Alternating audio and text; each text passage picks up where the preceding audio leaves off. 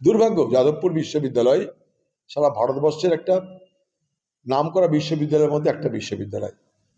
সেই বিশ্ববিদ্যালয় ক্রমশ বিতর্কের কেন্দ্রবিন্দু হয়ে যাচ্ছে এবং এই বিশ্ববিদ্যালয়ের যে ছবি, তার যে ভাবমূর্তি, সেটা দিনের পর দিন কলঙ্কিত হচ্ছে।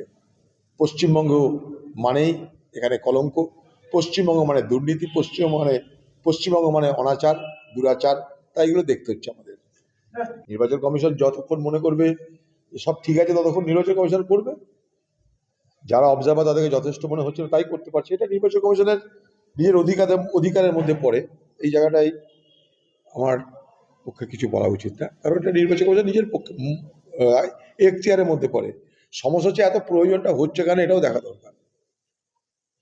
রাজ্যের সঙ্গে নির্বাচন কমিশনের সমঝোতা করে, আন্ডারস্ট্যান্ডিং করে, কোঅর্ডিনেশন করে সব কিছু হলে ভালো, কারণ তাতে মানুষের ঝামেলা কম। বাংলার প্রত্যেকটা ভোটার, বৈধ ভোটার, তারা যেন প্রত্যেকে নিরাপদে, নিশ্চিন্তে, নির্বিঘ্নে ভোট দিতে পারে। ভোটটা যেন একটা উৎসব হয়।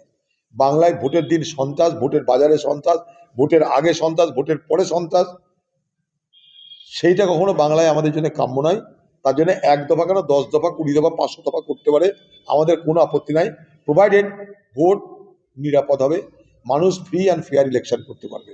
দালালি করতে করতে সময় কাল সব ভুলে যাচ্ছে, তো কি করা যাবে। যাকে বুঝিয়েছে তৃণমূলের পাকা দালাল, তার আরেকজন ছিল, তারই ভাই না কি হয়, সে আরেক দালাল ছিল। দালালে ভর্তি চারিদিক। দিদি একটা পুরস্কার চালু করুন, দালাল স্ত্রী। পশ্চিমবঙ্গের তৃণমূল একটা পুরস্কার চালু করুক, দালাল স্ত্রী। সরকারে কে কত বড় দালালি করতে পারে তার একটা প্রতিযোগিতা হোক, প্রতিযোগিতা করার পর উপাধি দেওয়া হোক দালাল স্ত্রী বাংলায়। যদি এই শিক্ষকরা 5টা বিধানসভাতেও ভোট এদিক ওদিক করতে পারতো, তাহলে দিদি এতক্ষণ দিয়ে দিত। কারণ দিদি জানে একটাও সরকারি কর্মচারী, এই ধরনের কর্মচারী, এরা তৃণমূলকে ভোট দেবে না।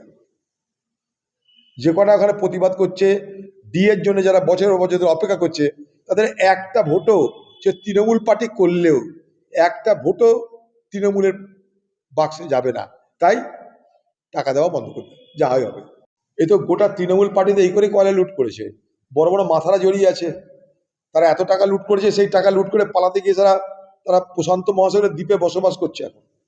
আর তৃণমূলের যারা নেতা, তারা সবাই জানে এগুলো। সর্বোপরি আমাদের খোকাবাবু খুব ভালো করে জানে, খোকাবাবুর নেতৃত্বে কিন্তু এই নেটওয়ার্কটা চলতো, এই কয়লা পাচারটা চলতো। আর এবার তো শেখ হাসিনা বা তার দল আওয়ামী লীগ ভোটে অংশগ্রহণ করতে পারেনি। যদি তারা ফিরিয়ে নিতে পারে কোনো অসুবিধা নাই, কিন্তু কথা কি, সে ফিরিয়ে নেওয়া যে কি শাস্তি দেওয়ার জন্যে, বিচার করার জন্য, কিসের জন্য আমার জানা নাই।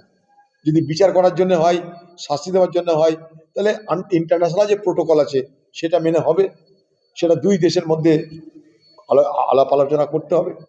বাংলাদেশে আজকে যা সরকার, বাংলাদেশে যা মুড, সেখানটায় শেখ হাসিনা কতটা নিরাপদ সেটা উভয় দেশ দেখবে, ভারতবর্ষ দেখবে। বাংলাদেশ জামাত পার্টি তো 68টা ভোট পেয়েছে, জামাতের শক্তি বাড়ছে, সে যেখানেই বাড়ুক তাদের। পশ্চিমবঙ্গের পাশে বিহারের যেগুলো উর্দুভাষী এলাকা, সেখানটাই মিমের ক্ষমতা বেড়েছে। এটার সঙ্গে এটা আমি এক করতে রাজি না। ওটা এক দেশ, এটা আরেক দেশ। এর আগেও জামাতরা সরকারে ছিল, কোনো সময় সমর্থনও করেছিল, সংখ্যা কম ছিল, 18টা সিট ছিল আগে জামাতদের, 68টা হয়েছে। ভারতবর্ষে বিজেপির কখনো 2টো সিট ছিল, এখন ভারত সরকার চালাচ্ছে। আগামী দিনে জামাতাও বাংলাদেশ শাসন করতে পারে, সেখানকার মানুষের উপর নির্ভর করছে।